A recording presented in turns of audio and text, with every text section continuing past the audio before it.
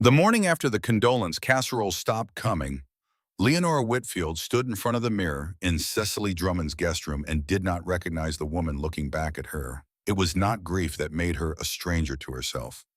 She had expected grief. She had prepared for it the way a person prepares for a hard winter, stocking up on patience, pulling the curtains against the cold, telling herself it would pass. What she had not prepared for was the silence.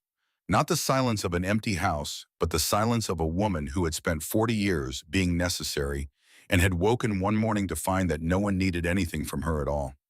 She was 67 years old. She had been a wife for 40 of those years. And in 3 weeks she had been reduced to a borrowed black coat hanging on the back of a door that did not belong to her. Outside Ashford, Vermont was gray and cold under a March sky that looked like it had given up on deciding whether to snow. The kind of sky that didn't commit to anything. Leonora had always hated that particular shade of winter, that colorless, determined blankness that settled over New England and refused to leave until it was good and ready. Garrison used to say it built character. She used to say it built resentment. They had both been right. She adjusted the coat. It was slightly too large across the shoulders. Cecily was broader, more solid, a woman who had always taken up the right amount of space in a room. Leonora had spent most of her adult life taking up slightly less than her share. She had called it graciousness. She was beginning to wonder what else she had misnamed. In her left hand, she held a folder of papers from the funeral home. In her right, a handbag with a clasp that had been broken for 2 years. She had meant to get it fixed. She had meant to do a great many things that had somehow always waited for a moment that never quite arrived. The law office of Greer and Associates was 4 blocks from Cecily's house on the corner of Main and Elm, behind a brass plaque polished to a shine that Leonora's own life no longer seemed to possess. She had walked past it 100 times over the years, without ever thinking she would one day walk into it alone. She climbed the steps carefully. The cold had settled into her knees over the winter the way cold eventually settles into everything in Vermont if you stay long enough. She pushed open the door. The receptionist offered the particular smile reserved for widows and people waiting on test results. Soft, careful, tilted just slightly toward pity. "Mrs. Whitfield, Mr. Greer is ready for you." Leonora nodded and followed her down the hall. Aldous Greer had aged since she last saw him at the funeral. He was a tall man, gone thin, with years, with the kind of face that had once been handsome and had settled into something better, something grave and considered. He rose when she entered, which was more than she could say for the other 2 people in the room. Prescott Whitfield was already seated when she walked in, one ankle crossed over his knee, expensive coat still on, as though he had no intention of staying long enough to take it off. He was 44 years old and had his father's drawl and none of his father's uncertainty. Garrison had always carried a quiet doubt about himself, a hesitation at the center of things that Leonora had once found endearing and later found exhausting, and now standing in this room 3 weeks after his death, found she missed in a way she could not have anticipated. Prescott had no such hesitation. He looked at her the way people look at complications they have already calculated the cost of. "Clara," he said, "not Leonora, not Mrs. Whitfield, just the wrong name entirely delivered without apology, as though her name were a detail too minor to get right." Beside him sat Cornelia Vane Garrison's younger sister, 53 years old, and dressed in the careful way of a woman who understands that clothing is a form of argument. Her leather gloves were folded neatly in her lap. She did not smile. She did not smile. She held her face in the particular arrangement of a person who has already decided how the afternoon is going to go. Neither of them stood. 40 years in that family, and she was still greeted like a guest who had overstayed. Aldous Greer gestured toward the chair across from his desk. "Mrs. Whitfield, please sit." She sat. She smoothed her skirt over her knees, which were trembling slightly, though she would not have admitted it. On the wall behind Greer's desk hung a winter landscape, bare trees, a frozen pond, a gray sky over hills that looked cold even in oil paint. It looked, Leonora thought, like the inside of her chest. Greer opened the file. "As you know," he said, "your husband made several estate arrangements before his passing." Leonora folded her hands in her lap. "He told me the house was protected." Prescott let out a breath that was not quite a laugh, the kind of sound that doesn't commit to being rude but gets there anyway. Greer removed his glasses and set them on the desk. He did this slowly, the way a man buys himself time when he does not want to say what he is about to say.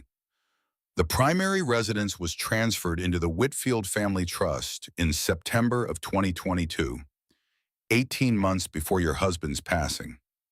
Leonora stared at him. She knew in the abstract way that facts sometimes arrive before understanding that Garrison had been diagnosed in the spring of 2022.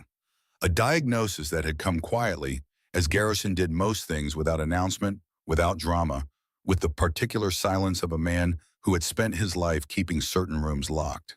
He had told her the prognosis was uncertain. He had said they would take it one step at a time. He had held her hand at the kitchen table and looked at her with an expression she had read as love, and now was no longer certain how to name. And in September of that same year, while she was making soup and calling the doctor's office and driving him to appointments, he had been sitting in this office signing papers that moved everything out from under her.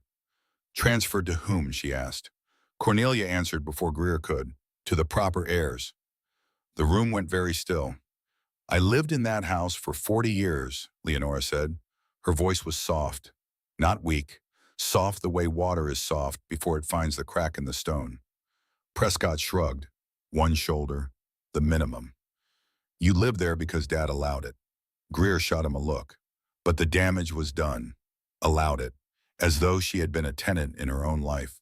As though the peach preserves she had put up every August and the furnace she had negotiated through 2 winters when Garrison was traveling, and the years she had held the house together through the slow, weathering work of a long marriage, as though all of that had been a privilege extended to her, rather than a life she had built with her own 2 hands.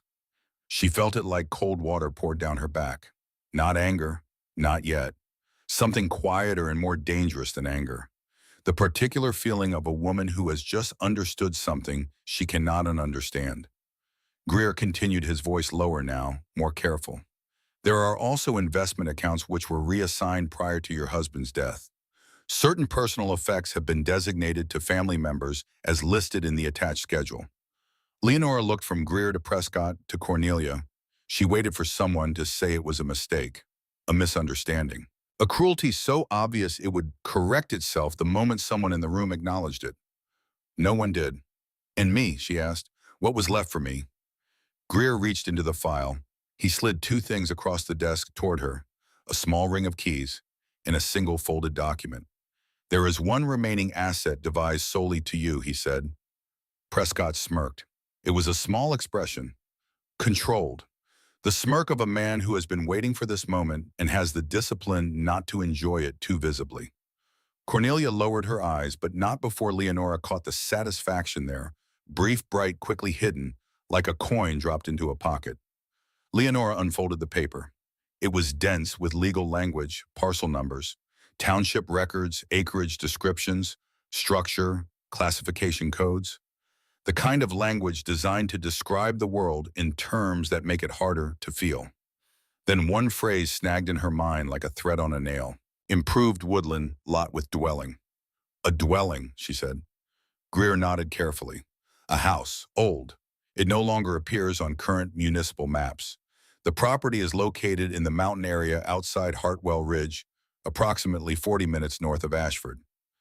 I've never heard of it, Leonora said. That makes 4 of us, Prescott said. Cornelia gave a brittle little laugh. Garrison always did have a flair for unfinished business. Leonora looked at her directly for the first time since sitting down. What is that supposed to mean? It means, Prescott said, leaning forward, elbows on his knees, voice dropping into the register of a man explaining something obvious to someone slow, that Dad left you a shack in the woods that nobody wants. So let's not pretend this is some grand gesture. You got what was left. What was left? The phrase settled over the room like ash. Leonora looked down at the keys in her palm. There were 3 of them on the ring. 2 were modern, the kind you could have cut at any hardware store. But the 3rd was different. Iron. Darker than the others. Heavier in a way that felt almost ceremonial, the way objects feel heavy when they have been kept a long time. She recognized it. Not this specific key, but one like it. Garrison had kept a key exactly like this for as long as she could remember, not on the household ring, not on his car keys, but on a separate ring he kept in the back of his dresser drawer beneath a folded handkerchief. She had asked about it once, maybe 15 years into the marriage. He had looked at her with that particular half-smile of his and said, "An old door." She had laughed and let it go. That was what you did in a long marriage. You learned which doors to stop knocking on. Now she held the key in her fist, and the edge of it bit into her palm, and she understood that she had been wrong to stop knocking. "Why didn't he tell me?" she asked. The question was not directed at anyone in particular. It was the kind of question you ask when you already know the room doesn't hold the answer. Cornelia stood. "Because my brother was a complicated man." "No," Leonora said. She rose more slowly, the way she did everything now deliberately without hurry, as though speed were a luxury she had decided to stop granting the world. Her voice shook slightly, but it did not break. "A complicated man does not arrange over the course of months for his wife of 40 years to have nothing to stand on." No one met her eyes. She closed her fingers around the iron key until its edge pressed into her skin, and she held it there. And she walked out of Aldous Greer's office with the folded property paper in her coat pocket and the full cold weight of what had just happened settling over her like the Vermont winter itself, thorough, unsparing, and not interested in whether she was ready. By dusk, Leonora Whitfield had been reduced to the size of 2 suitcases. They sat open on the narrow bed in Cecily Drummond's guest room, one lined with folded sweaters and sensible shoes, the other with the pieces of a life that no one had thought to want. A photograph from 1983, the year she and Garrison had married. Her good church gloves, white cotton, gone slightly yellow at the finger. A fountain pen that had been Garrison's, the barrel worn smooth where his thumb had rested for decades. The pen no longer wrote. She had kept it anyway, the way you keep things that carry the shape of someone's hand. On the dresser, a lamp with a yellow shade cast a light that was too warm for how cold the room felt.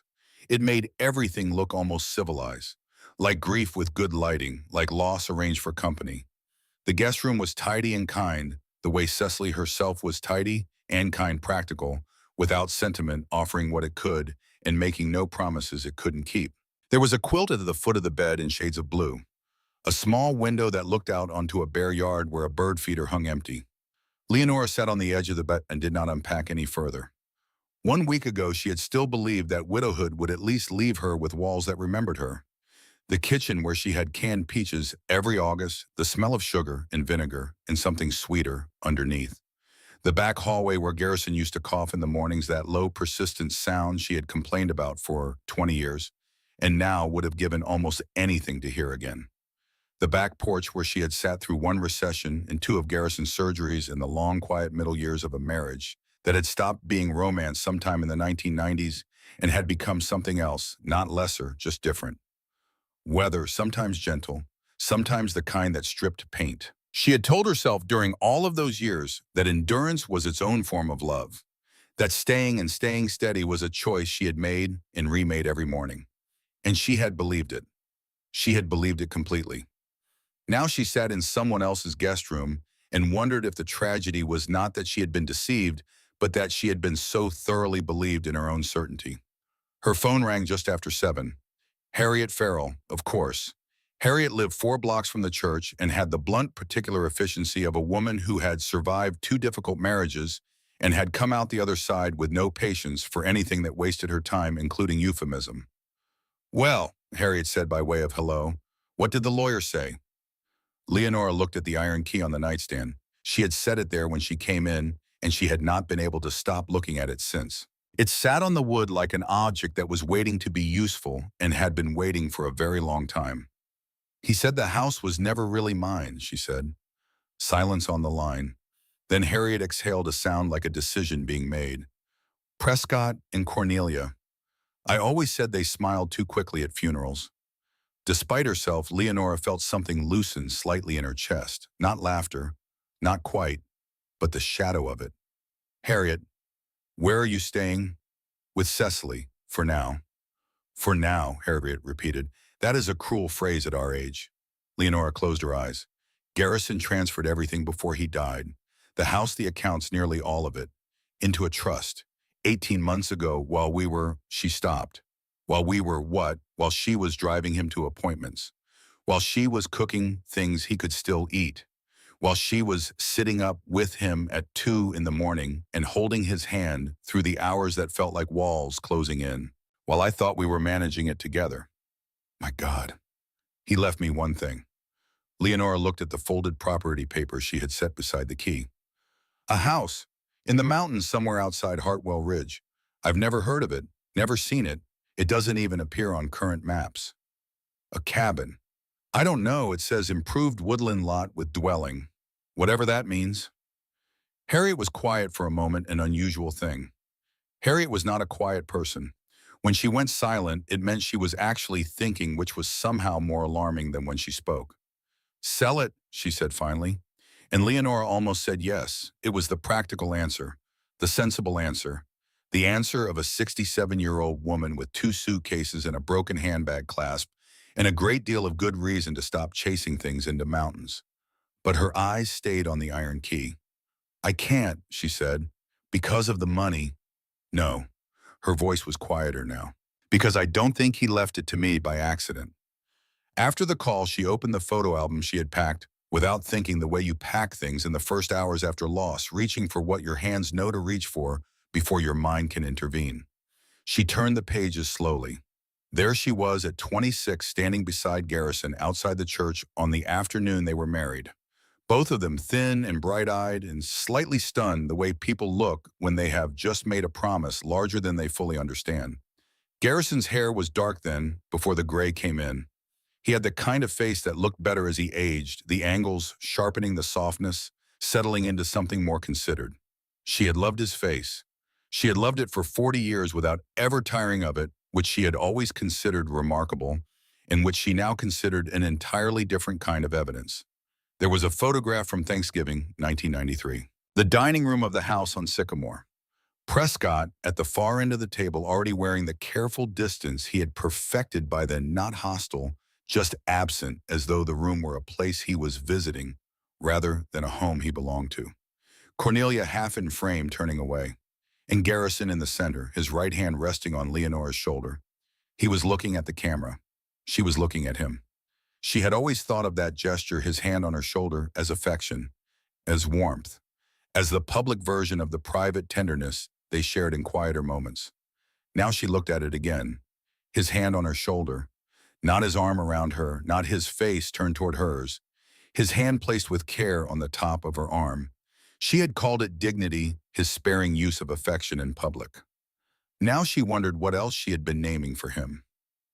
She closed the album. A knock at the door. Cecily leaned in, carrying a bowl of soup and the particular expression of a woman who has learned that feeding people is the only kindness that doesn't require them to say thank you. You haven't eaten. I'm not hungry. That has never stopped grief from making a fool of people. Come downstairs. Leonora shook her head gently. In a minute. Cecily didn't leave. She stepped farther into the room and noticed the papers spread on the bed, the property document. The key, the album. She picked up the property paper with the careful interest of a woman who has always preferred knowing things to not knowing them. This the property, so it seems. Cecily turned the page over, squinting at the parcel description. Strange, Garrison never once mentioned a place like this. Not in 20 years of knowing him. Not to me either. Maybe he meant to. Cecily set the paper down. Leonora gave her a look that required no words. Cecily's mouth twitched. Fair point. Still, if he kept it from everyone, there was a reason. That's what frightens me. After Cecily had gone back downstairs, Leonora sat alone with the iron key in her palm and turned it over and over in the lamplight. It was heavier than it looked. The iron was dark with age, the shaft worn smooth at the top where fingers had gripped it over years. Garrison's fingers, she supposed. His hands had been large, wide-palmed, the hands of a man who had grown up doing physical things before he had grown up into the kind of man who paid other people to do them. He had carried a key like this for more than 40 years. She was certain of that now. She had seen it in the back of his dresser drawer, on its separate ring, not mixed in with the keys to the cars and the house and the storage unit and all the other ordinary locked things of an ordinary life.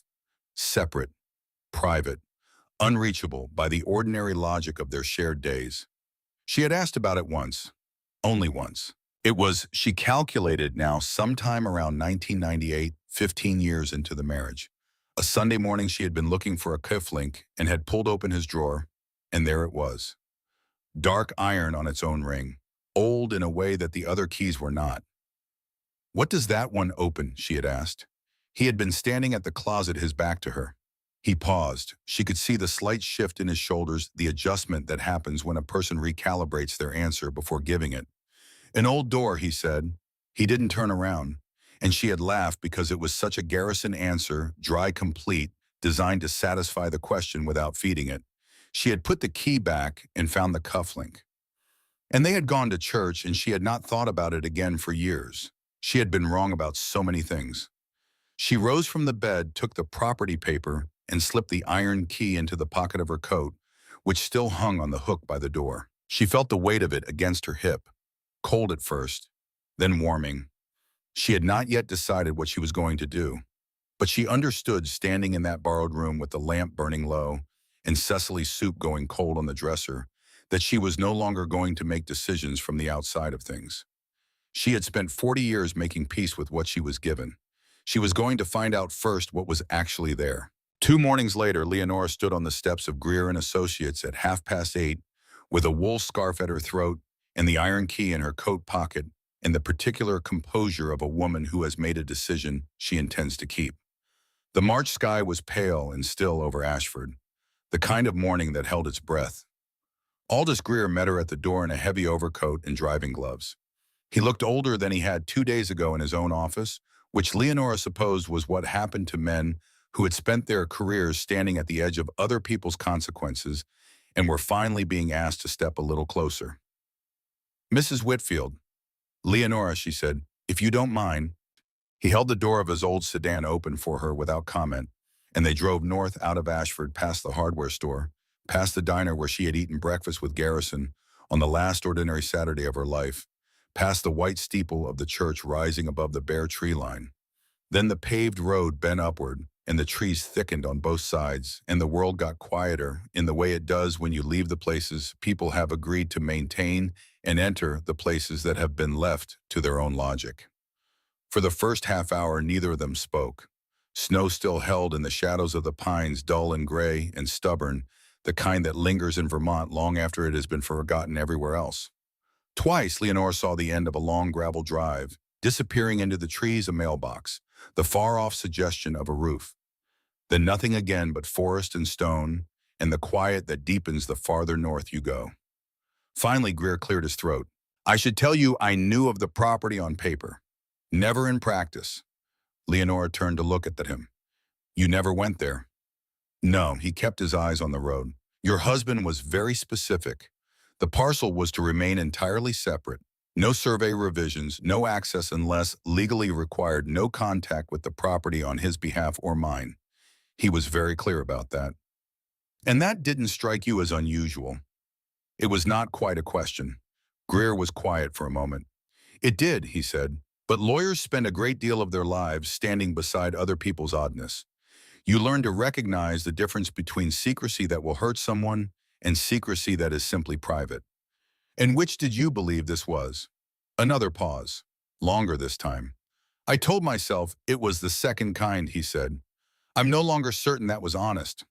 Leonora looked back at the road. She did not offer him absolution. It was not hers to give, and she was not in the habit of giving things she didn't have.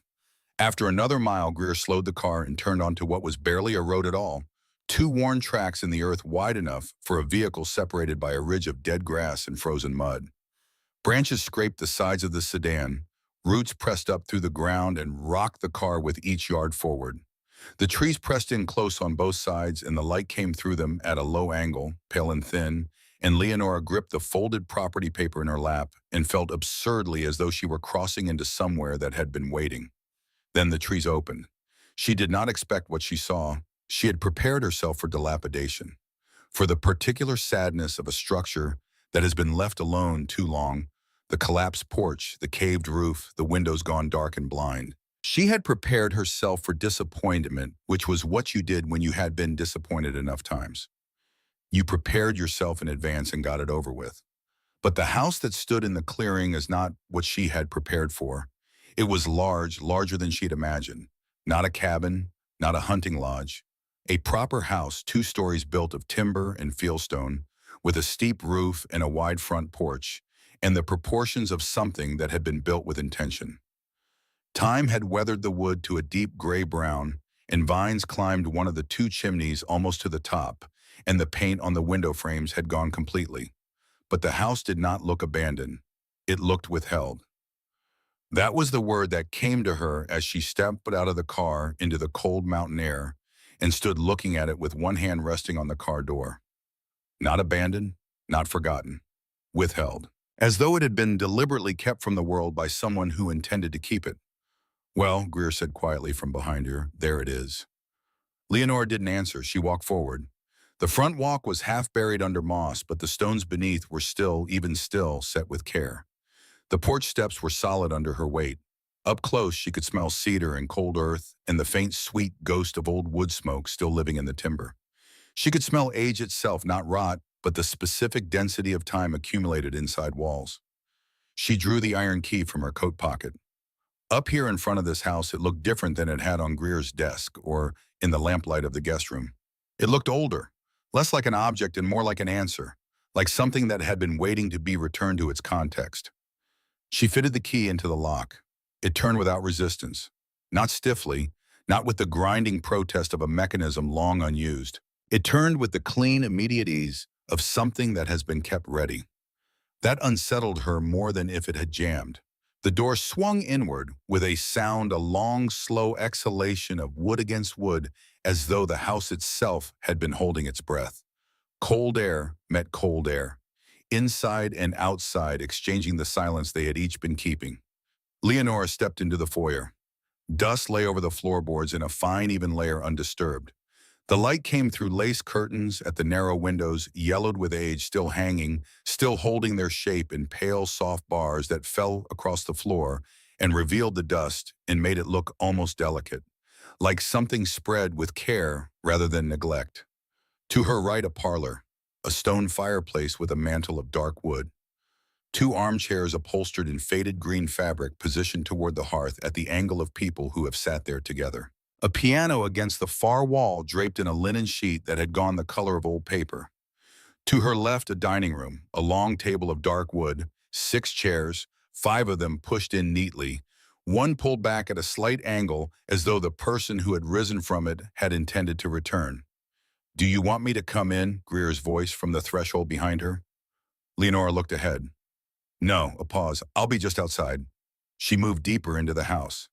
Every room felt not empty but paused, interrupted, as though life had not ended here but had simply stepped out and had not yet come back. In the kitchen, copper pans hung above the stove, 3 of them graduated in size, their surfaces gone dull with age, but still they're still hanging on their hooks with the patience of objects that expect to be used again. A jar of dried cloves on the counter, a tin of black tea, embroidered hand towels folded in precise thirds and stacked on the shelf beside the sink. These were not the objects of a man's solitary retreat. These were the objects of a life lived with attention and care. A woman's life. A woman who had known how she wanted her kitchen to feel and had arranged it to feel that way. Garrison had not cooked. Garrison had barely entered a kitchen without purpose. The thought of him choosing copper pans folding towels was so thoroughly impossible that it clarified something for Leonora in a single quiet moment. This house had not belonged to her husband. It had belonged to someone else. And Garrison had known about it and had kept it and had told no one. In the dining room, the china cabinet held a set of dishes that were beautiful in the particular way of things that had been chosen one at a time over years with affection rather than efficiency. Blue-rimmed plates, teacups with tiny roses, a small creamer with a hairline crack repaired with old glue, a repair so careful it could only have been made by someone who valued the object enough to save it rather than replace it. In the sitting room, 2 shelves of books, not many, perhaps 40 volumes in total, but placed with care, spines aligned, nothing haphazard. A life that valued order, a mind that valued books. No photographs on the mantel, no family Bible left open, no names visible on anything.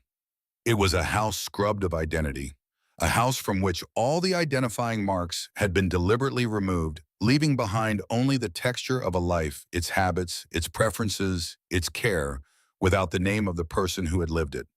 And yet Garrison had been here. Leonora knew it the way you know certain things that arrive not as reasoning but as recognition, the way a body knows weather before the sky shows it. She walked to the small study near the back hall, a writing desk, two bookshelves, a window that looked out onto the back clearing, and the tree line and the mountain rising above it, still holding snow at the upper elevations. She opened the top drawer of the writing desk. Inside, a box of matches from a hotel in Burlington, the name of the hotel faded but still legible on the cover. A fountain pen dried and unusable but placed there with intention. And beneath both of these, a folded scrap of paper, small and worn at the creases from being opened and refolded many times. Her fingers were not entirely steady as she unfolded it. The handwriting was Garrison's. She would have known it anywhere that particular combination of pressure and restraint, the letters formed with care, but not flourish the handwriting of a man who thought about what he wrote before he wrote it. It said, "If you ever find this place, the truth has waited long enough." And below that, a single initial. Leonora sat down hard in the desk chair. Her husband had never called her M. He had never shortened her name, never used a nickname, never called her anything but Leonora. Her full name always with a precision that she had always taken as a sign of respect. She had married a man who used her whole name. She had thought for 40 years that this meant he saw her whole. The M was not for her. This note had been written before she was part of Garrison's life, perhaps long before. Written for someone else in a house she had never known existed, and left there she now understood deliberately, as though it were a message placed in a bottle and thrown not into the ocean, but into time itself to be opened whenever time finally decided to deliver it. The truth has waited long enough. She sat in the chair with the note in both hands and the mountain light falling through the study window, and the whole weight of everything she did not know, pressing down on her with the specific gravity of 40 years of belief she was no longer certain had been earned. Outside through the glass, she could see the pines standing very still in the cold. Beyond them, the mountain. And beneath her, the floorboards of a house that Garrison Whitfield had kept secret for longer than she had been his wife. She had come to see what was here. She was beginning to understand that what was here was not going to answer the questions she had arrived with. It was going to replace it with a different one, a harder one. The kind you cannot unask. She folded the note carefully and put it in her coat pocket, alongside the iron key. Then she heard Greer's voice from the front of the house, gently without urgency.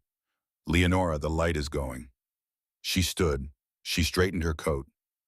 She took one long look around the study, the empty desk, the waiting bookshelves, the window with its view of the unchanged mountain.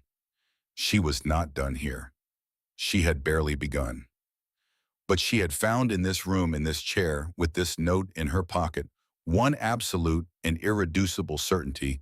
Her husband had kept a key for more than 40 years that opened a door she had never known existed.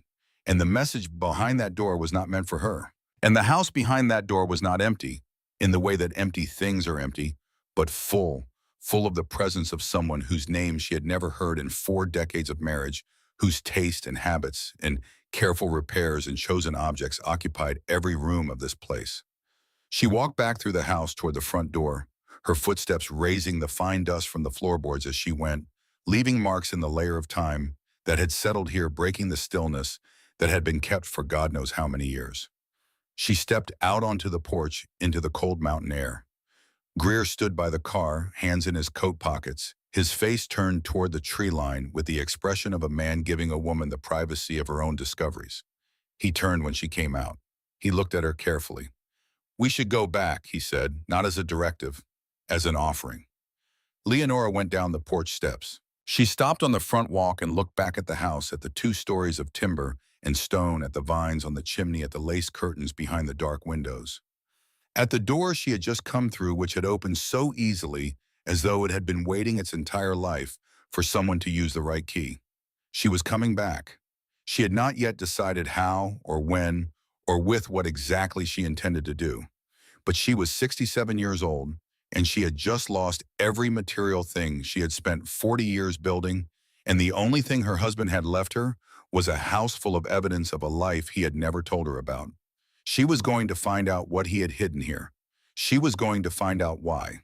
and she was going to find out who the house had belonged to before Garrison Whitfield had buried it in the mountains and kept the key in the back of a drawer for longer than their entire marriage. She turned back toward the car and walked to it steadily, the iron key a warm weight in her coat pocket. Now the mountain cold pressing in from all sides, the pale Vermont light beginning its early retreat toward the horizon. Behind her, the house stood in its clearing, patient and withheld, holding whatever it had been holding for all those years. It could hold it a little longer. She was coming back. She did not sleep that night, not in the way that grief prevents sleep, that raw, restless wakefulness of the newly bereaved, the mind circling the same loss the way water circles a drain. This was different. This was the sleeplessness of a woman who had been handed a question she could not put down, turning it over and over in the dark, the way you turn a stone you have found in an unexpected place, looking for what it might reveal about the ground it came from. Cecily's guest room held its quiet around her. The radiator ticked. The window showed a sky gone fully black. No moon.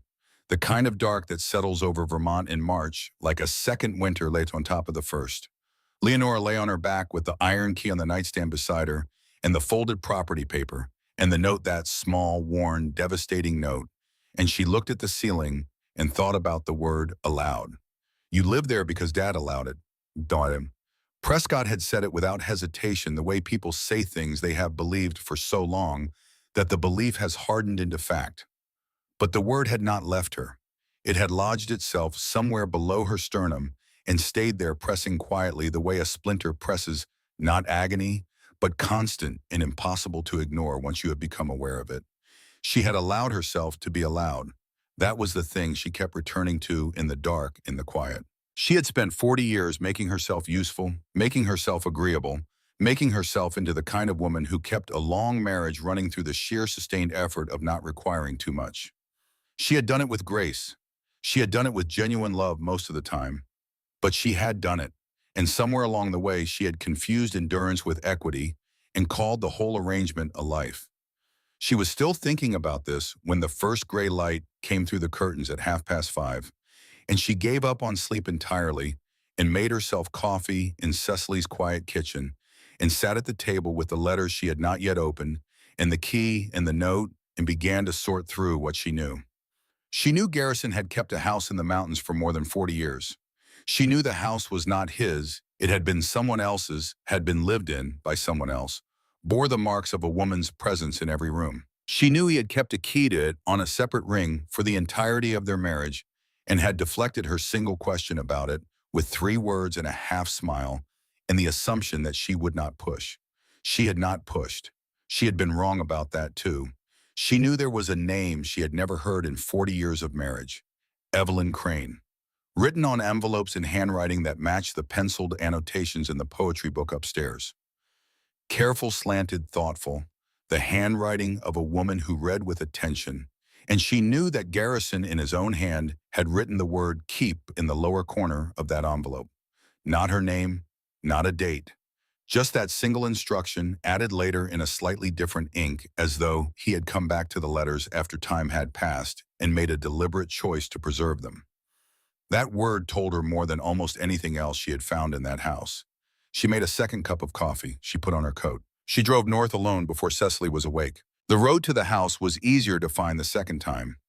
Memory does that, turns a route from discovery into knowledge, folds the unknown into the familiar the moment you have traveled it once. The trees were the same. The frost on the road was the same. The point where the pavement narrowed and bent upward and gave itself over to the mountain was the same. But Leonora moved through it differently now, not as a passenger, as someone with a destination. She had brought a flashlight, a pair of work gloves, a thermos of coffee, and the bundle of letters wrapped in their faded blue ribbon tucked inside her coat. She had left a note on Cecily's kitchen table. Gone to the property. Back by afternoon.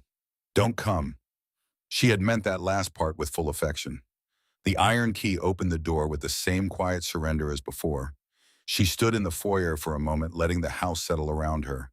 The dust, the lace curtains, the pale light and the old smell of cedar and cold stone, and something else beneath it, a faint, sweet residue of wood polish and dried flowers, barely there, almost nothing but present. The olfactory ghost of a life that had been lived here with care. She went straight upstairs. she had been thinking on the drive about the floorboard. In the larger bedroom, she pulled back the rug and crouched beside the narrow board she had noticed before, the one with the slightly disrupted grain at its end, the one that had given a hollow, uneven sound when her foot had grazed it. She pressed her palm flat against it. The board flexed under her hand in a way the others did not, rising slightly at the near end. She took off her coat, put on the work gloves, and worked her fingers into the seam at the edge of the board. Nothing at first, the resistance of years and compressed wood and time, doing what time does to everything, pressing things together, making separation harder. Then her fingers found a small depression she had not seen before, circular, deliberate, worn smooth by handling. She pressed into it and felt something shift. A small ring set flush into the lower board beneath it, folded flat when not in use. She worked the ring up with one fingernail, got two fingers through it, and pulled. The board resisted for one long second, a dry interior groaned, the sound of something that has been sealed for years being asked to open, and then gave way. Not just the one board, a section. A square of flooring roughly 2 feet by 2 feet hinged on the far side, swinging upward in a single piece when she pulled the ring. Cold air rose from below, not the cold of a crawl space. Deeper than that, mineral and still carrying the smell of earth and stone and old paper, the specific smell of a sealed place that has been holding something in the dark for a very long time. Leonora switched on the flashlight and shone it into the opening. A ladder, narrow wooden, bolted to the stone wall of the foundation below. And at the bottom of it, a floor, actual floor, planked with wide boards, and the lower edges of shelving, visible in the beam of her light. She held the flashlight in her teeth and went down the ladder, carefully testing each rung before she trusted it with her weight. The ladder held. The space at the bottom was small, no larger than a generous pantry, with stone walls on 3 sides and the underside of the house framing above. The 4th side held shelving built into the stone itself, deep and solid. A narrow table stood against the right wall, low and scarred with use. On the shelves, glass jars gone cloudy with age, their contents no longer identifiable. A canvas map folded many times, its edges darkened with handling. 2 ledger books wrapped in oilcloth, the cloth cracked and stiff. And beneath the table, 3 metal document boxes, latched, not locked, stacked against the foundation stone. Leonora set the flashlight on the table and pulled out the nearest box. Inside, deeds, parcel surveys, tax correspondence from the county dating back to the late 1970s. Copies of filed documents, some typed, some handwritten, with names and dates and legal descriptions that she could not fully parse at a glance, but which she could see were not consistent with one another. Some pages bore the name Crane. Others referenced a trust connected to a name she recognized: Whitfield Holdings, established 1974, Garrison's father's company, wound down years ago, officially dissolved the year Prescott turned 18. The dates overlapped where they should not have. A survey from 1979 showed one boundary line. A transfer document from 1982 showed a different one, redrawn by several hundred feet, the revision made in a different hand and a different ink, as though someone had come back to an existing document and adjusted it quietly, hoping the adjustment would not be noticed, because the person doing the noticing would have had to know what the original looked like. Leonora looked at it for a long time. She was not a lawyer, she was not a surveyor, but she was a woman who had done bookkeeping for 20 years and understood at a fundamental level what it looked like when numbers had been adjusted and the adjustment had been made to look like it had always been there. She put the first box aside and opened the second.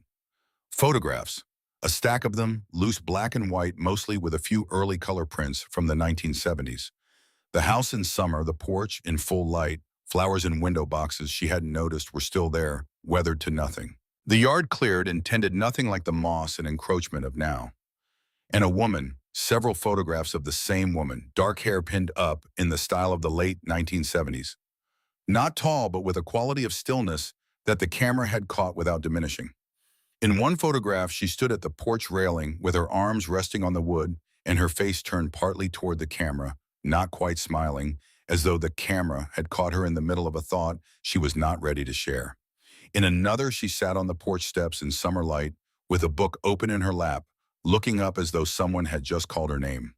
A third photograph was taken from farther away, the woman standing at the edge of the yard where the tree line began, her back to the camera, looking into the woods, looking at the mountain. Evelyn Crane. And in one photograph, a color print slightly overexposed the colors bleached toward brightness, a much younger Garrison. He was standing on the far side of the yard, perhaps 20 feet from the woman. Not touching her, not posed beside her, just there and in the same frame, his face turned at an angle from the camera, the three-quarter profile of a man who was present but not entirely willing to be seen. His face was young in a way that made Leonora's chest tighten. He was perhaps 23 or 24 years old, the age of someone who still believed that hesitation was a form of wisdom rather than a form of damage. He had loved her, Leonora thought, or had failed her. She was beginning to understand that in the particular story this house was telling, those two things might have been the same. She placed the photographs back carefully and opened the third box, a leather journal, dark brown, the cover worn thin at the corners. Inside the front cover in handwriting, she recognized the slanted, careful hand of the annotations in the poetry book upstairs, Evelyn Crane. If found, let the house speak before men do. Leonora sat down on the bottom step of the ladder, the journal in her lap, the flashlight propped on the table beside her, and she began to read. She had not been reading long when she heard the car. The sound came from above her, muffled through the floor of the bedroom, filtered through wood and stone, and distant but unmistakable. An engine. Then the softer sound of a door. Then a second door. Leonora went perfectly still. She switched off the flashlight. The darkness below the bedroom floor was total. Not the comfortable dark of a room at night, but the dark of a sealed place, absolute, without gradation, without the suggestion of light that the eye adjusts to in ordinary darkness. She could see nothing. She could hear everything. Footsteps on the porch. Heavy, confident, the footsteps of people who believed the ground beneath them was theirs. The front door opened. Leonora pressed herself back against the foundation wall and held her breath and listened. Two sets of footsteps on the ground floor. Moving through the parlor, the dining room, the kitchen, then the stairs. She could track them through the ceiling above, her following the sounds of the old house speaking under weight. The bedroom door. A voice, low male, carrying the specific cadence of impatience with something that is costing more than expected. You said she came alone. She did. Prescott. She would have known his voice in a burning building. Greer saw her come back 2 days ago. She didn't bring anyone. Which means she found something. The second voice. Smooth, measured, the voice of a man who has learned to sound reasonable while meaning the opposite. Fletcher Morrow. Leonora understood in the cold dark below the floor exactly how far this went. Morrow was not here as a lawyer protecting an estate. He was here as a man protecting himself. And Prescott was not here as a son settling his father's affairs. He was here as a man who had known for some time that there was something in this house worth removing before someone less manageable than a 67-year-old widow in a borrowed coat came looking. They had been watching her. From the beginning. Men like your father, Morrow said, moving through the bedroom above, seal things over liability, not sentiment. A drawer opened, closed, the sound of the wardrobe being checked. Then Prescott, she moved the rug. Leonora's pulse became something she could hear, a silence. Then the scrape of the rug being pulled back farther. Then the sound she had been dreading, the finding of the ring, the lifting of the panel, the rush of cold air downward, in the beam of a flashlight knifing into the darkness below. She was already moving. In the dark without the flashlight, she worked entirely by touch and by the memory of where things were. The table was to her right. The 3 boxes were beneath it. She found the first box opened. It pulled out the parcel survey from 1979, the one with the original boundary lines before the revision, and folded it into her coat. She found the bundle of correspondence beneath the survey and took that too. She found the canvas map and pushed it inside her coat and against her ribs. Then she pulled the journal, Evelyn's journal, which she had been holding when the car arrived, more tightly to her chest. She pressed herself into the far corner beneath the stairs where the ceiling dropped lowest and the shadow was deepest, and she crouched down and made herself as small as she could and breathed through her mouth and did not move. Morrow came down first, one polished shoe at a time, one hand on the ladder, his flashlight in the other sweeping the beam around the chamber as he descended. She heard him reach the bottom, heard the exclamation under his breath. Quiet controlled the response of a man who has found something he already suspected was there. Unbelievable, he said. Then Prescott, descending more slowly. less comfortable with the physical reality of a ladder in the dark. What is it? Records. Morrow was already at the table, already opening the nearest box. Old ones, pre-digital, before anyone thought to scan them. The sounds of papers being moved, sorted. The specific rustling that documents make when hands are going through them with purpose. A long silence. Then Prescott, "Can these hurt us?" The pause before Morrow answered was itself the answer. "Only if they're complete. Us. Not the estate, not the family, not some abstract legal exposure belonging to Garrison Whitfield and his decisions. Us." Leonora felt the word land in her chest with the weight of something that had been true for a long time and had simply been waiting for the moment she was in a position to hear it clearly. Morrow moved along the shelves, the flashlight beam crossing the stone walls. He opened the second box. She heard the photographs being handled, heard him make a sound that was not quite a word, a sound of recognition or confirmation or both. "Prescott, is it enough to bury us?" Morrow carefully. "What's here is incomplete. Copies, drafts, nothing with original filing stamps. The originals would have been with the county." A pause. Then Prescott bore. "So we buy her out. She's living out of a guest room. She has no money, no house, no income. Everyone sells when the alternative is nothing." Leonora had been in that corner for long enough that her knees had begun to ache. She was 67 years old. She had arthritis in her right hand and a hip that had been speaking to her in increasingly urgent terms since November. She was crouched in the dark in a hidden room beneath a house she had found 3 days ago, holding documents she had taken without permission from boxes she had opened without authorization, listening to her late husband's son discuss the cost of her silence. She thought about Garrison in the photograph, 23 years old, 20 feet away from a woman he had gone to betray and had not quite managed to betray completely. The three-quarter profile, the face turned away from what it didn't want to be seen looking at.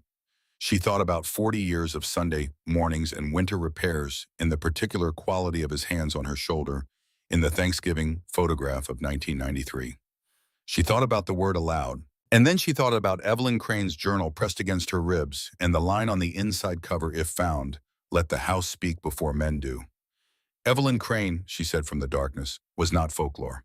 Both men jerked around so hard she heard it, the sharp involuntary movement of people who have been confident of their solitude and have been wrong. Morrow's flashlight swung wildly, found her in the far corner crouched under the low edge of the ceiling, gray coat dusty, one hand braced against the stone wall, the journal against her chest. His light held on her face and she did not look away from it. For a full 3 seconds, none of them spoke. Then Prescott recovered. He was whatever else he was, a man who had been trained his entire life to recover quickly. "Well," he said softly, "there you are." Leonora stood, slowly. Her knees said things she chose not to listen to. She straightened her coat with one hand, the journal in the other, and looked at the two men in the small underground room. Morrow had arranged his face into the expression he used in conference rooms, measured, slightly bored, professionally unkillable.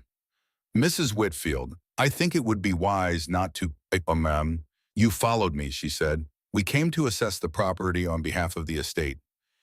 You followed me from the first visit." She looked at Prescott. "You've known about this room. I knew my father kept something, and you came for it before I finished reading it." She let the sentence rest in the air between them. "That's not assessment. That's retrieval." No one answered. The silence was its own answer, and they all knew it. She moved toward the ladder.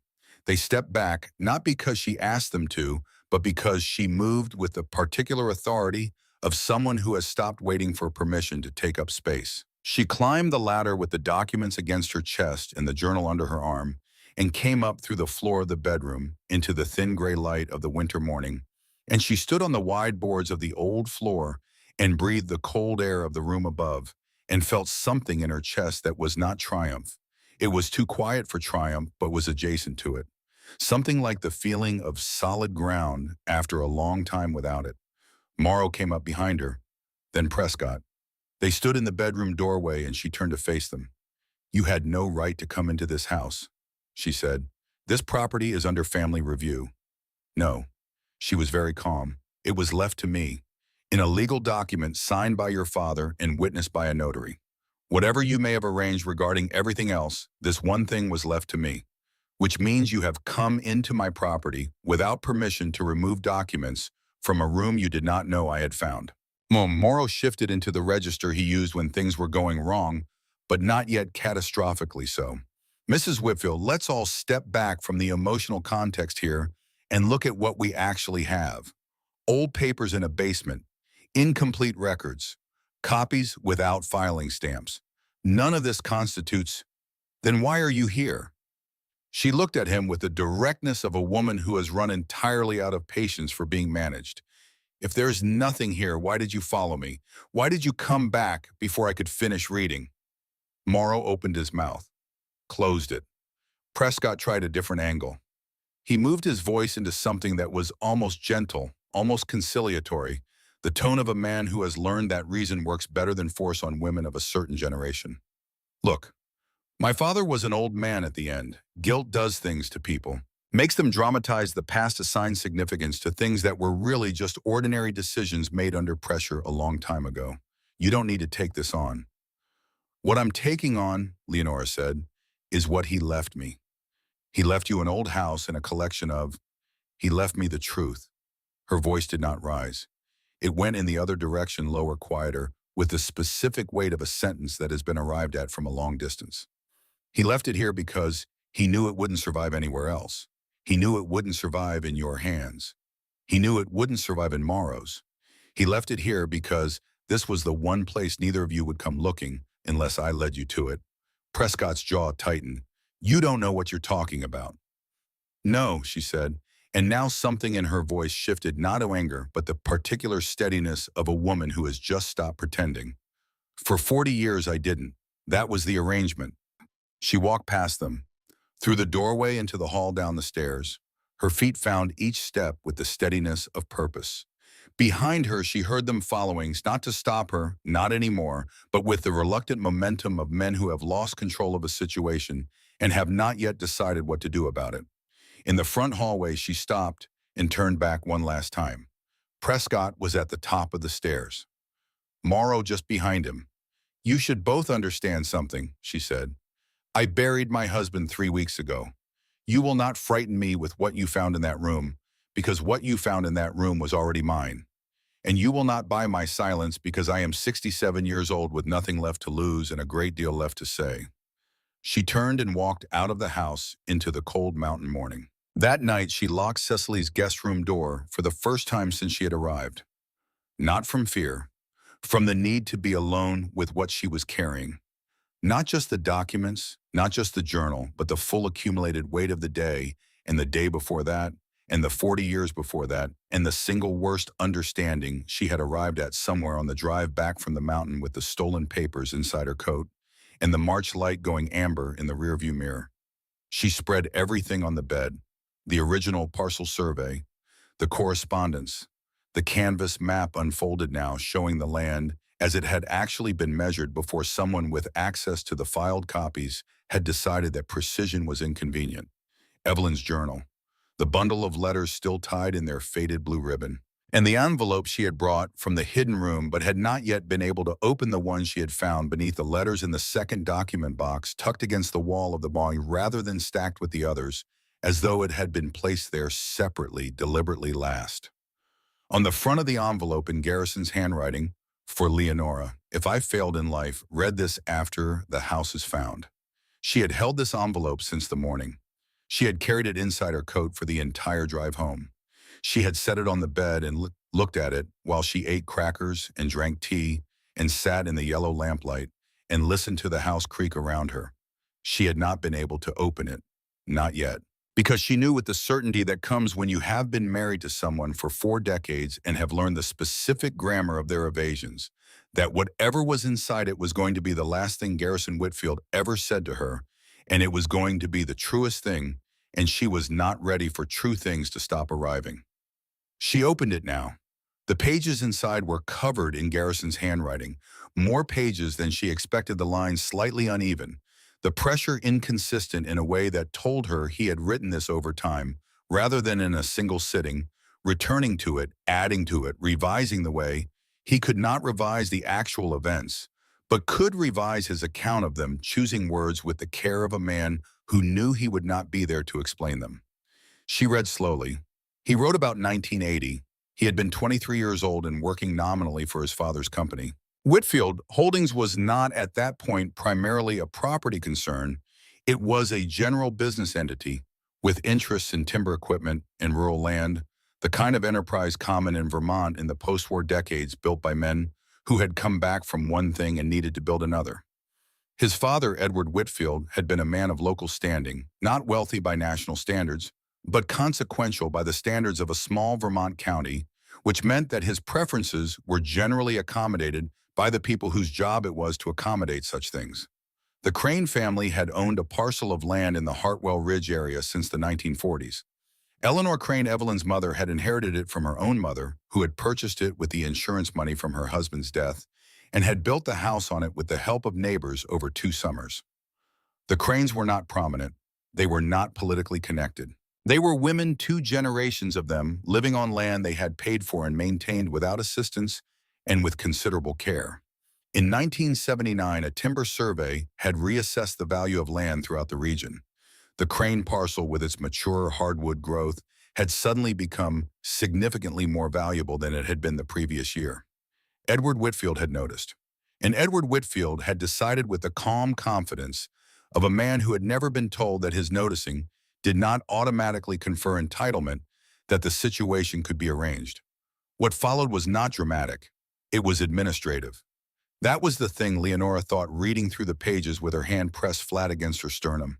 There was no confrontation, no overt cruelty, no single moment of villainous decision. There was paperwork.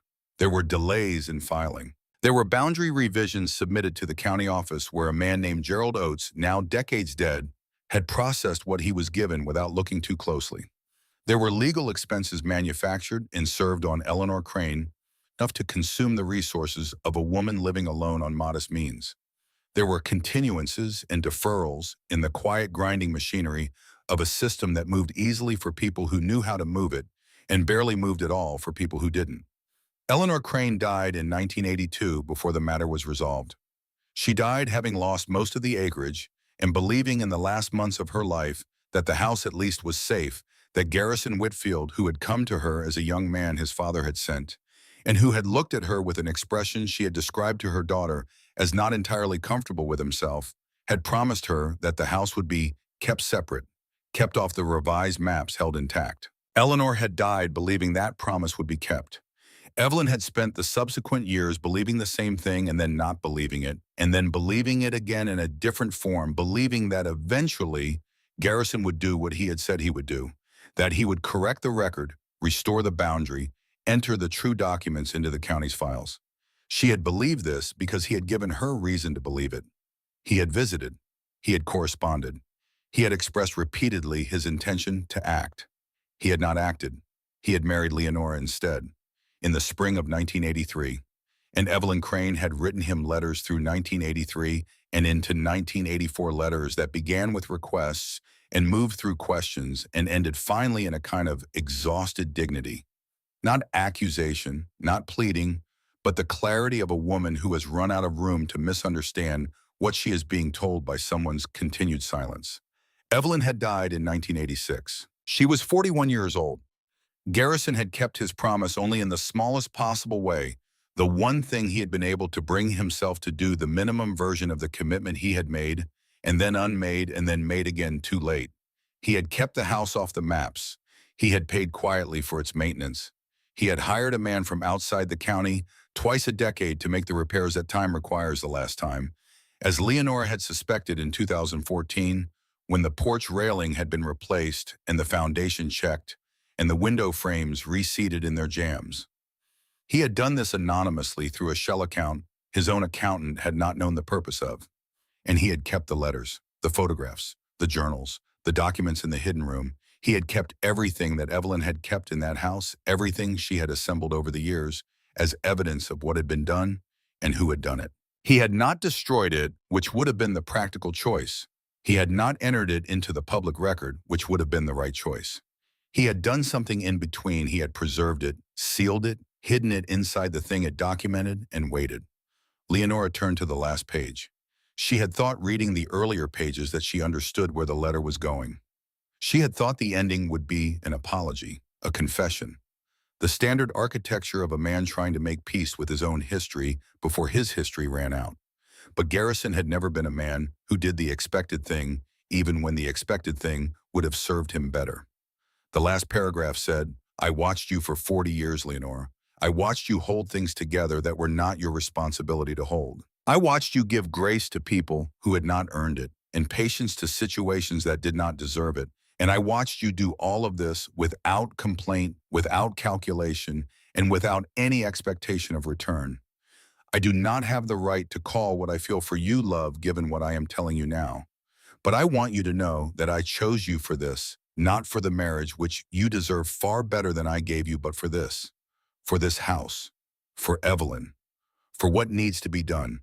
I chose you because you are the only person I have ever known who would do the right thing, not because it benefits you, but because it is right. I am sorry it took my death to say so." Leonora set the letter down on the bed and covered her eyes with both hands. The radiator ticked. The wind tested the window in its frame. Outside, Ashford was dark and still and cold. She sat like that for a long time. A knock at the door, Cecily's voice gentle from the other side of the wood.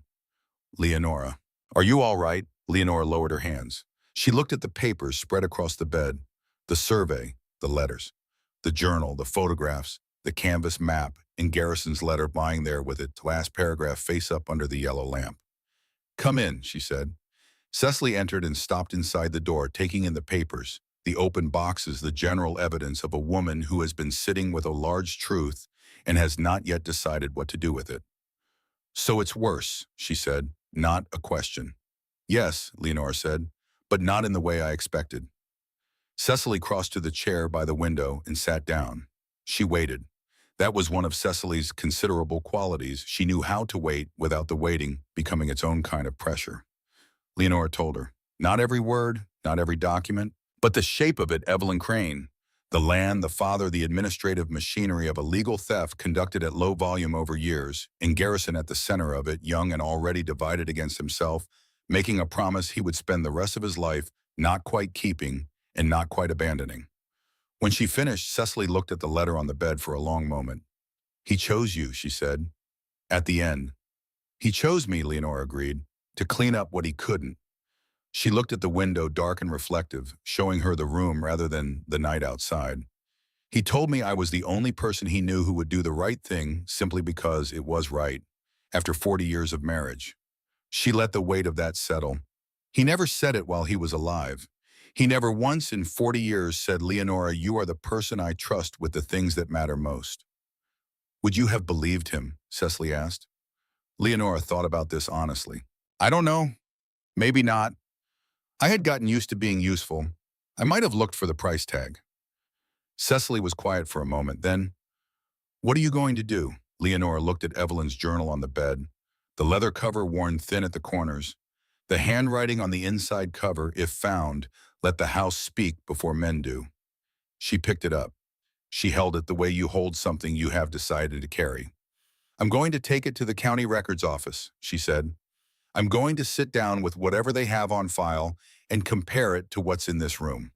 And if what I find is what I think I'm going to find," she looked at Cecily with the expression of a woman who has arrived at the far edge of patience and found that what waits beyond it is not rage, but a very particular and irreversible clarity. "I'm going to make it impossible for Evelyn Crane's name to be buried again." Cecily looked at her for a long moment. "And Prescott can watch." The lamp burned on. The papers lay across the bed like a life reassembled from evidence. And Leonora Whitfield, 67 years old, 2 suitcases, 1 broken clasp, 1 iron key, sat with Evelyn Crane's journal in her lap and understood for the first time since the morning she had walked into Aldous Greer's office and been handed a key to a house she didn't know existed exactly what she had been summoned to do. The Ashford County Records Office opened at 8 in the morning and smelled of old paper and floor wax and the particular institutional stillness of a place that had been doing the same work for a very long time. It was housed in the basement of the county courthouse, down a flight of stairs, worn concave at the center by decades of feet, behind a counter of dark wood that had been there since before anyone currently working in the building had been born. Leonora arrived at 8:05 with Evelyn's journal in her bag, Garrison's letter folded inside her coat, and the original parcel survey and correspondence secured in a manila envelope she had found in Cecily's study. She had slept 4 hours. She had eaten toast standing at the kitchen counter before Cecily was awake. She had driven to the courthouse with the heat in the car turned all the way up and both hands on the wheel, and the specific composure of a woman who has made a decision and is no longer interested in reconsidering it. Aldous Greer was waiting at the bottom of the courthouse steps. He was wearing his heavy overcoat and the expression of a man who has spent a sleepless weekend doing the thing he should have done years ago. He held his hat in both hands, which was not something she had ever seen him do. It made him look older, more honest. "Leonora," he said, "Mr. Greer." She stopped on the step above him, which put them at eye level. "You didn't have to come.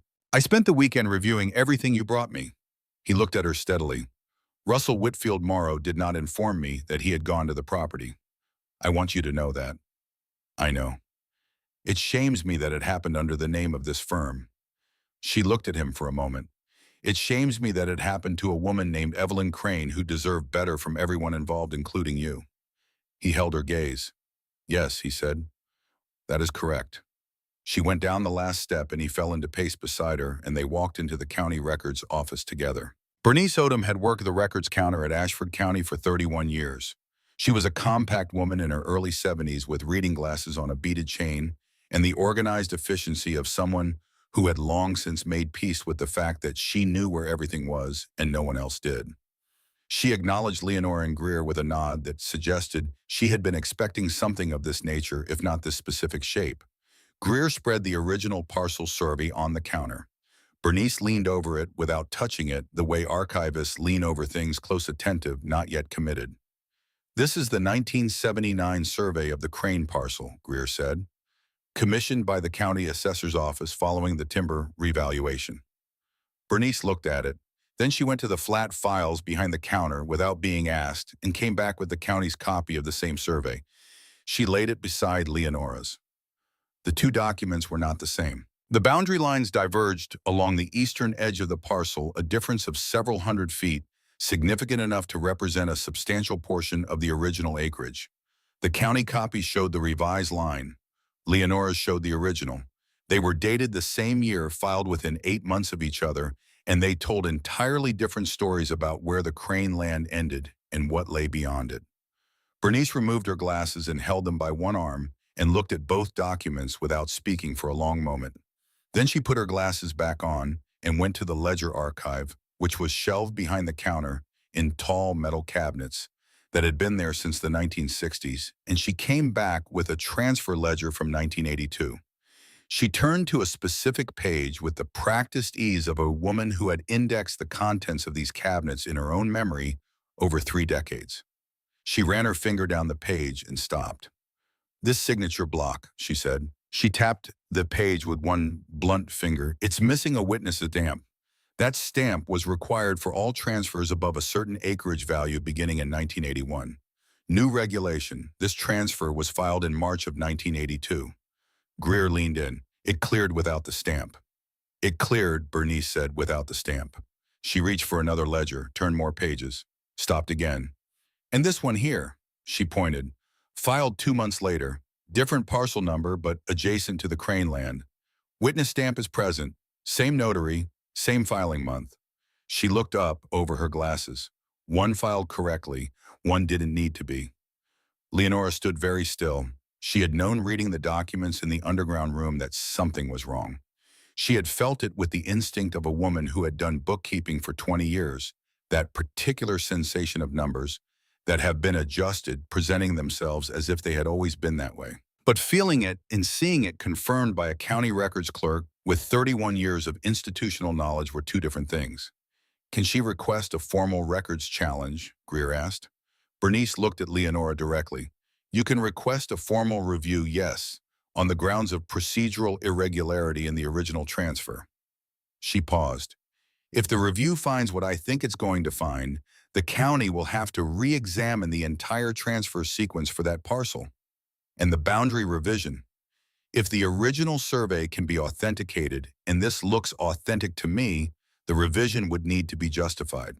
If it can't be justified, the boundary reverts.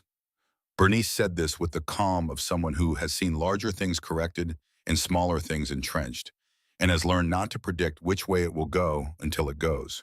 Nothing is guaranteed, but you have grounds. Leonora opened her bag and took out Evelyn's journal. She set it on the counter beside the surveys. There's also this, kept by Evelyn Crane herself. It documents the sequence of events from her perspective, the delays, the filings, the pressure applied to her mother. It names names. Bernice looked at the journal without touching it. That would be corroborating personal record. Not legal evidence on its own, but context for the documentary record. I understand. Leonora looked at the two surveys lying side by side on the worn counter. I want to file the challenge. Bernice nodded once with the economy of a woman who has said everything necessary. I'll get you the forms.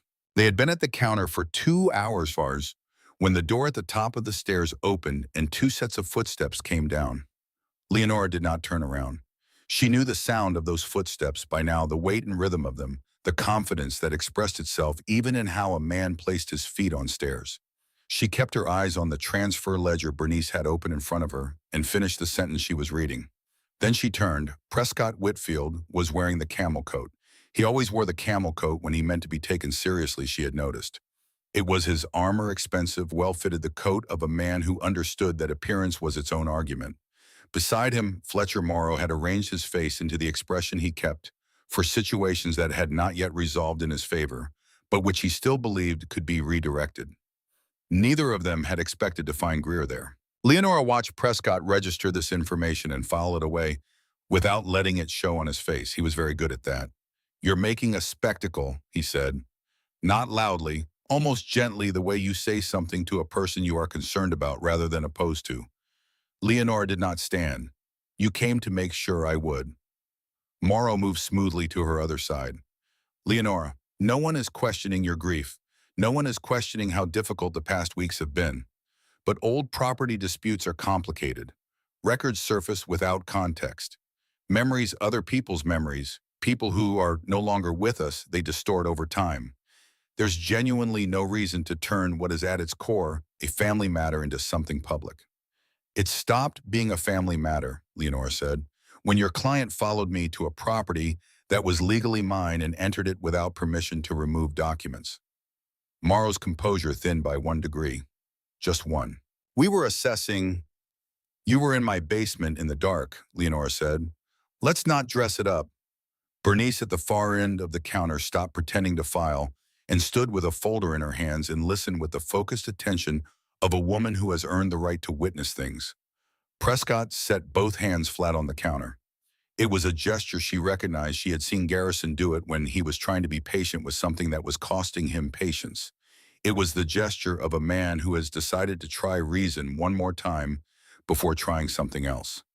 My father left you the house, he said. Take the house. It's yours. Whatever historical material was in it, you can keep. We're not going to contest the bequest. He paused. But filing a formal records challenge against a transfer that was executed over 40 years ago on the basis of documents found in a basement by a woman with no legal expertise against a family that has been part of this county for generations, that's not justice, Leonora. That's a grieving woman making a permanent decision in a temporary state of mind. The room was quiet enough that she could hear the fluorescent lights humming above the counter. She looked at her stepson. This man she had known since he was a difficult 14-year-old who had resented her presence in his father's life, with the focused intensity of a child who had decided the simplest explanation for his unhappiness was a woman who had not caused it. She had spent years trying to bridge that distance, years of holiday dinners and careful conversations, and the particular labor of a woman trying to make peace with someone who had decided before she arrived that peace was not available. She had not stopped trying until the morning in Greer's office when Prescott had said the word aloud, and she had understood finally that some distances are not meant to be bridged, but acknowledged. I'm not in a temporary state of mind, she said. I have been in this state of mind for 40 years. I simply didn't know it yet. She turned back to the counter and picked up Evelyn's journal. There is an entry in here, she said, and her voice carried to the far corners of the room. in a way she had not intended and did not adjust. Written by a woman named Evelyn Crane, whose mother built the house on that land with insurance money and 2 summers of neighbors' labor, and who watched her mother's land disappear into a process that moved quickly for the people who wanted it moved and had all the time in the world for everyone else. She opened the journal to the page she had marked. She read, "Peace without truth is only another name for disappearance." No one moved. Prescott stood with his hands on the counter and said nothing.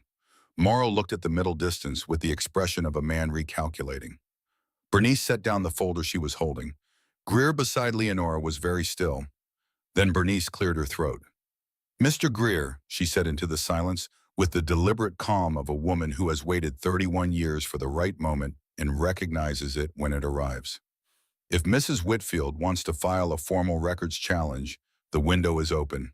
I have the forms prepared." Morrow turned. "On what basis?" Bernice looked at him over the pound of her glasses with the specific expression of a woman who has been underestimated by men in good coats for 3 decades and has developed an efficient response to it. "On the basis," she said, "that some of us still know the difference between a clerical error and a theft in a necktie." A sound in the room, not quite a laugh, not quite a gasp. Something released the way pressure releases when a seal gives. Prescott straightened. His face had gone the controlled blankness of a man who is angry and has decided not to be seen being angry. "This will destroy what's left of my father's name." Leonora looked at him for a long moment. "No," she said. "What destroyed your father's name happened 40 years before I found that house. I'm not here to destroy anything. I'm here to correct a record." She picked up the manila envelope with the documents. "And to give a woman named Evelyn Crane her name back in the place it was taken from." She turned to Bernice. "Where do I sign?" The forms took the rest of the morning. Prescott and Morrow left before noon, not dramatically, not with ultimatums or parting declarations, but with the quiet withdrawal of men who understand that the room has turned, and staying in it will only make the turning worse.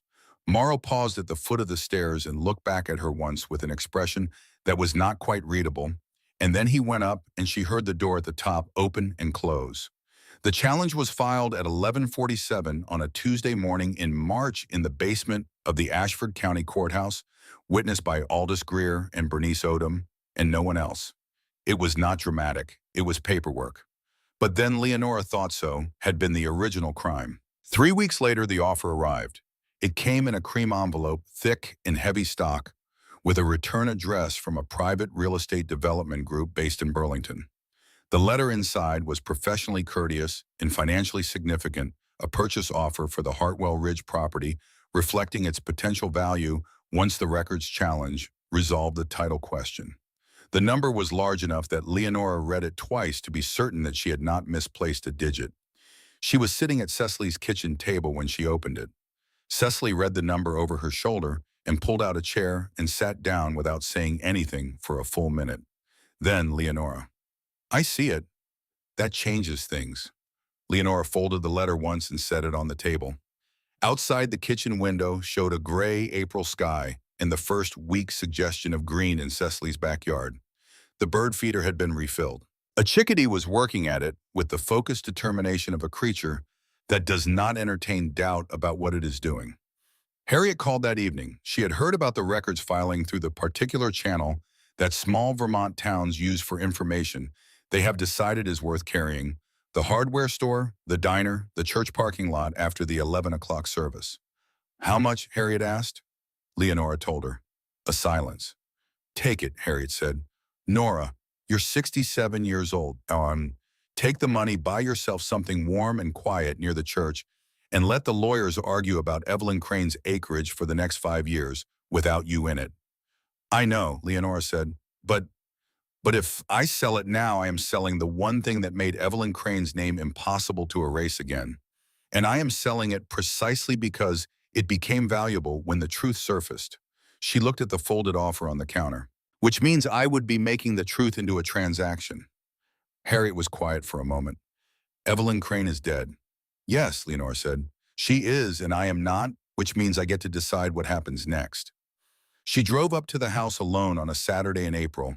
The road was softer now, the frost had come out of the ground, and the earth had given up its winter rigidity and was in the process of becoming something else. Water moved in the ditches beside the road, bright and purposeful. The trees were still bare, but the buds were there. If you look closely, that first faint thickening at the ends of branches, that means the season has decided. The house stood in its clearing in the pale spring light, and it looked different than it had in March. Not warmer exactly, more present, as though it had spent the winter deciding whether to continue and had come down on the side of continuing. She unlocked the door with the iron key. The house opened around her with the same cedar smell, the same quality of preserved stillness. She stood in the foyer for a moment and let it settle. Then she went to the parlor and sat down in one of the armchairs by the hearth, the faded green fabric, the angle toward the fireplace. The position of someone who has chosen this specific chair for the specific view it provides. She sat there and did not do anything for a while. She looked at the piano under its linen sheet. She looked at the mantel where no photographs had ever stood. She looked at the window in the clearing and the pines beyond it, still holding their dark green through everything. She had brought the offer with her. She had not been able to leave it at Cecily's house. It felt like a thing that should be carried, considered in the place it was, about not left on a kitchen counter 40 minutes away. She set it on the piano bench beside the silver metronome that had sat there for decades beside the porcelain dish that still held 3 of Evelyn Crane's hairpins. She looked at those hairpins for a long time. 3 small, ordinary objects. The kind of thing a woman sets down in a dish on her way somewhere and means to pick up again. The kind of thing that outlasts everything, the woman who owned them, the life she was living, the plans she had for the afternoon, she set them down. Evelyn Crane had pinned up her hair in this house. She had sat at this piano and played things that Garrison didn't understand. She had marked her books and folded her towels and repaired her creamer with careful glue and waited in this house for a man to do what he had said he would do. Leonora understood something then that she had not entirely understood before. It was not only Evelyn's name that had been buried. It was her weight in the world, her presence. The fact of her having been here, having lived here, having cared about things in this house with the specificity of a person who intended to stay. That weight had been reduced through 40 years of omission and revision and careful silence to the weight of a ghost, to something that could be waved away as unverifiable personal history, the resentments of a disturbed woman folklore. 3 hairpins in a dish were not folklore. A journal with a woman's handwriting in the margins was not folklore. An underground room full of documents that someone had gone to great lengths to preserve was not the paranoid archive of a disturbed mind. It was evidence. It was testimony. It was a woman saying, I was here, this happened, I kept the proof because I knew someone would need it. Leonora picked up the offer and held it for a moment. The paper was heavy in her hands, cream-colored, expensive. It represented safety in its most literal form, not comfort, not luxury, but the kind of material sufficiency that meant she would never again sleep in someone else's guest room, never again negotiate the humiliation of dependence, never again perform the particular labor of being grateful for things she should not have had to be grateful for. She put it back on the piano bench face down. Prescott came at dusk. She heard his car on the drive and stood at the parlor window and watched him get out. He was not wearing the camel coat. He was wearing an ordinary dark jacket, the kind of thing a man wears when he is not trying to make an argument with his clothes. He looked at the house for a moment before he came up the walk, and she could not see his face clearly from the window, but she could see that he was not moving with his usual forward certainty. He was moving like a man who has arrived somewhere and is not sure what he is going to say when he gets there. She opened the door before he knocked. They looked at each other on the threshold. I thought you might be here, he said. I imagined people always expected to find someone here, she said. That was the point. He looked past her into the house, into the parlor, the hearth, the piano under sheet, the particular quality of late light in old rooms. Can I come in? She considered him. Then she stepped back and let him pass.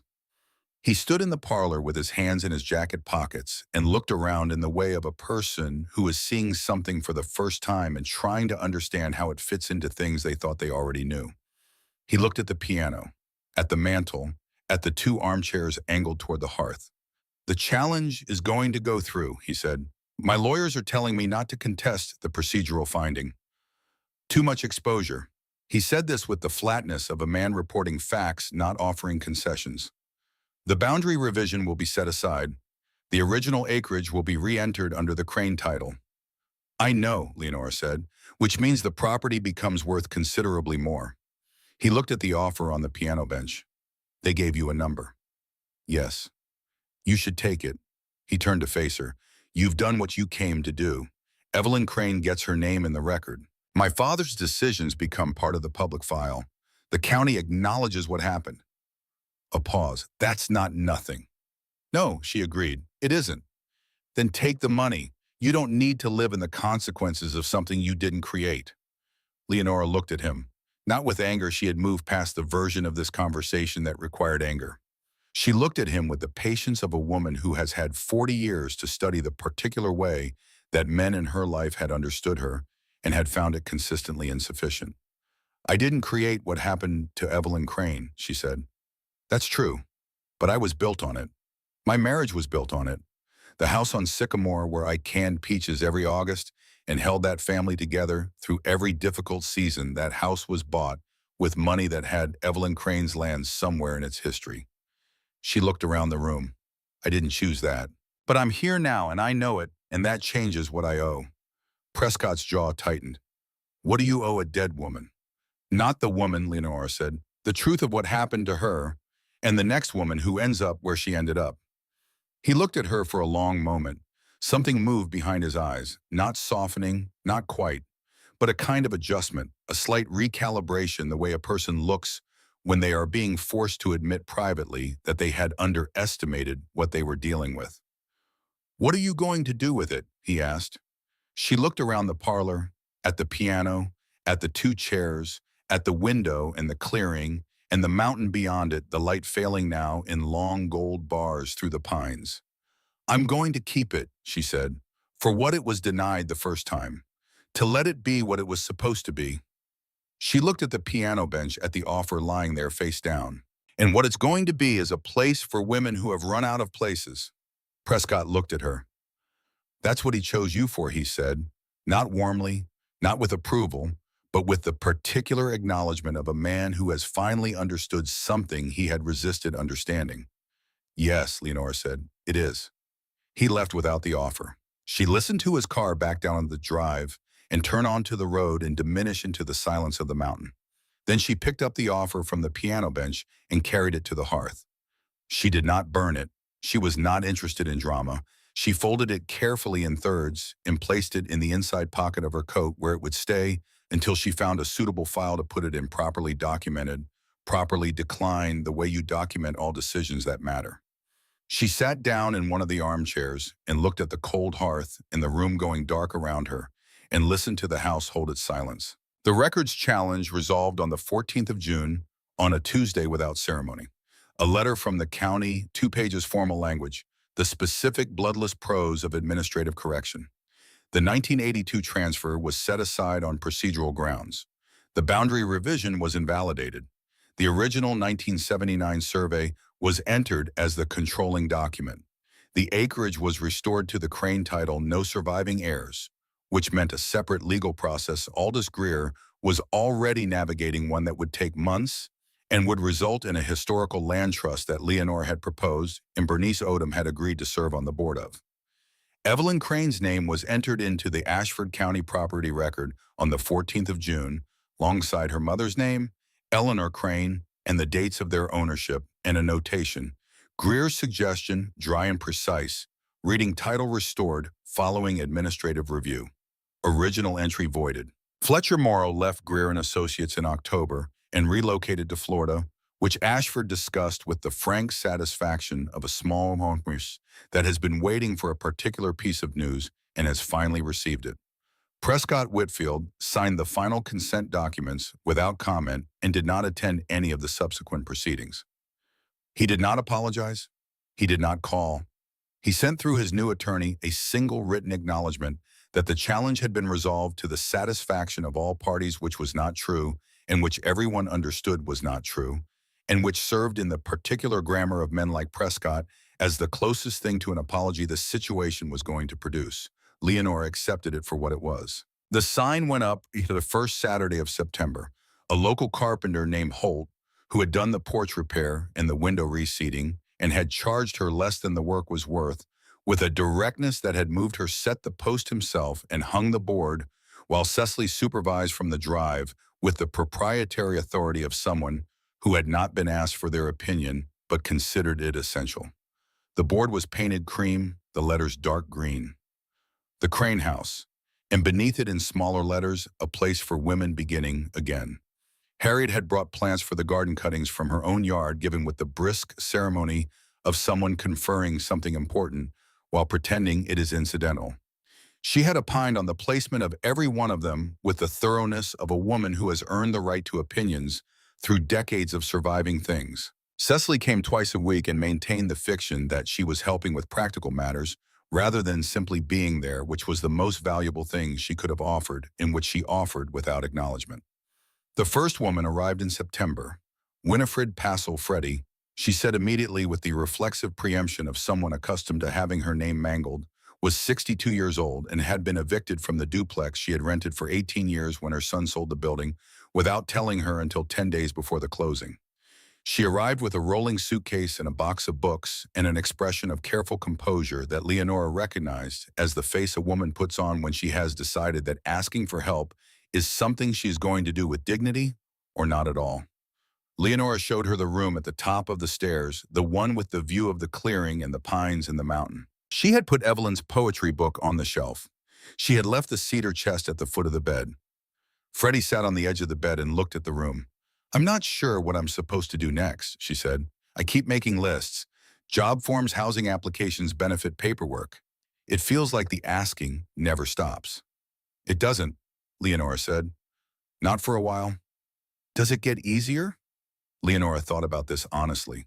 She thought about standing in Greer's office with the iron key in her palm. She thought about the underground room in the dark holding documents against her chest while two men looked for them. She thought about the night she had read Garrison's letter and understood fully and without protection the shape of the life she had been living. "It gets clearer," she said, "which is different. Easier is what you have before you know the full weight of something. Clearer is what you get after." Freddie looked at her for a moment. Then she nodded slowly as though this were information she could use. October came to Hartwell Ridge like a slow announcement. The trees went first, the maples turning overnight, it seemed, from the tired green of late summer into something urgent and unashamed, the color of things that have decided to be fully themselves before the end. The mornings were cold and the afternoons were gold, and the mountain held both at once, the way mountains do without appearing to notice the contradiction. Leonora stood on the porch of the Crane House on a Saturday afternoon with a mug of tea and the particular stillness of a woman who has arrived somewhere she did not expect to arrive and is still working out what it means. From inside the house, she could hear the quiet sounds of occupation, the creak of Freddie's footsteps in the upstairs hall, the low murmur of the radio from the kitchen, where a second woman, Marguerite, who had arrived the previous week and was still learning the rhythms of the house, was listening to something she didn't turn up loud enough to impose on anyone else. The particular domestic sound of people learning to exist alongside one another with care. Cecily came out and stood beside her, pulling her cardigan tighter. "Most people your age would have taken the money," she said. Leonora looked at the trees. "Most people my age are wiser." "No," Cecily said, "just more frightened." They stood in the comfortable silence of two women who have known each other long enough to mean different things by silence. "Do you ever think about what he meant to leave you?" Cecily asked. Leonora held the mug in both hands and let the warmth of it settle into her palms. She thought about Garrison. Not the version of him she had married at 26, and not the version who had signed papers in a law office while she drove him to his appointments, and not the version in the photograph standing 20 feet from Evelyn Crane in the bright overexposed light of a Vermont summer. She thought about all of them at once, the young man who had made a promise he couldn't keep, the middle-aged man who had maintained a house he wouldn't explain, the old man who had written a letter he couldn't deliver in person. She thought about what it meant to be chosen for something by someone who loved you insufficiently and trusted you completely. "He thought he was leaving me property," she said. She looked out at the trees, at the mountain past the tree line, at the sign at the bottom of the drive, catching the late afternoon sun. "What he really left me was the chance to stop being a woman who survived on what was withheld." Cecily looked at her without speaking. Inside, the radio murmured, The floorboards spoke the ordinary language of a house being used. Somewhere upstairs, a window was open, and the mountain air moved through it and into the rooms of the Crane house, cool and clean, and carrying the smell of October wood smoke from somewhere down the valley, the mineral sweetness of cold coming the last warm breath of a season that had given what it had to give and was ready to let the next one begin.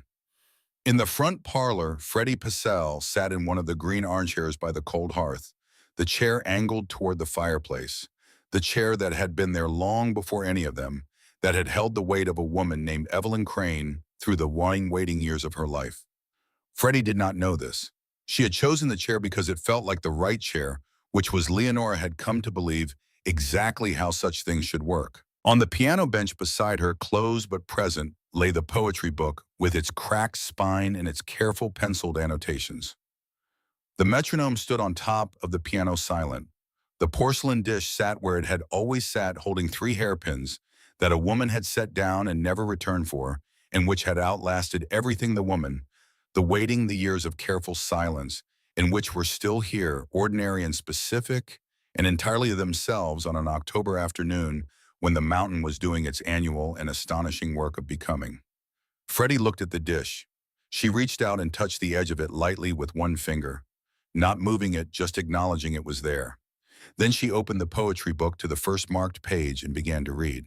Outside, Leonora stood on the porch with her tea and the mountain light failing in long gold lines through the trees, and felt for the first time in as long as she could honestly remember that she was standing in exactly the right place for exactly the right reason.